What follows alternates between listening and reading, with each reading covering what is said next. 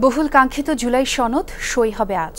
সংসদ ভবনের দক্ষিণ প্লাজায় বিকেলে বিশিষ্টজনদের উপস্থিতিতে সনদ সই হওয়ার কথা রয়েছে। অনুষ্ঠান ঘিরে নেওয়া হয়েছে সর্বোচ্চ নিরাপত্তা ব্যবস্থা। এরই অংশ হিসেবে অনুষ্ঠান চলাকালে সংসদ এলাকায় সব ধরনের ড্রোন ওড়ানো নিষিদ্ধ করেছে সরকার। অনুষ্ঠানে প্রধান উপদেষ্টা অধ্যাপক মোহাম্মদ ইউনুস, অন্তর্বর্তী সরকারের উপদেষ্টারা, বিএনপি, জামায়াত সহ দেশের প্রায় সব রাজনৈতিক দলের শীর্ষস্থানীয় নেতাদের উপস্থিত থাকার কথা রয়েছে।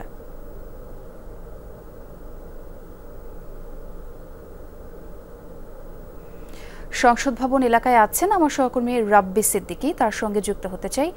রাব্বি, সনদ স্বাক্ষর অনুষ্ঠান ঘিরে প্রস্তুতি তো সম্পন্ন, সার্বিক নিরাপত্তা ব্যবস্থা কেমন দেখলেন? ডেন্টিস্টের পরামর্শ নাও নতুন কোলগেট অ্যাক্টিভ সল্ট।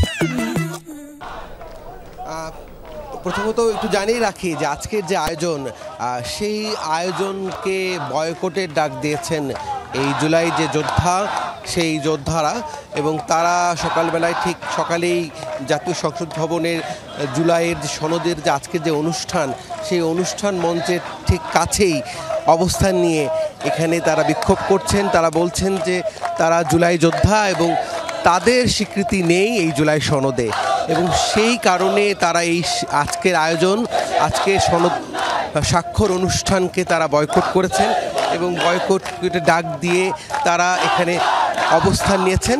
একটু দেখাতে চাই যে তারা বলছেন যে তাদের রাষ্ট্রীয় স্বীকৃতি প্রয়োজন এবং তাদের কথা বলা নেই এই সনদে, এবং সেই কারণে তারা এই সনদ মানছেন না, সনদের সংশোধন চাইছেন।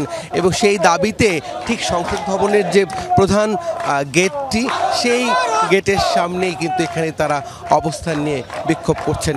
একটু দেখাতে চাই, মঞ্চ কিন্তু তৈরির কাজটি চলছে এবং ভেতরে প্রবেশ নিষিদ্ধ। যারা নিরাপত্তার কারণে আসলে গণমাধ্যম কর্মীদেরকে এখনই কিন্তু ভেতরে প্রবেশ করতে দেওয়া হচ্ছে না।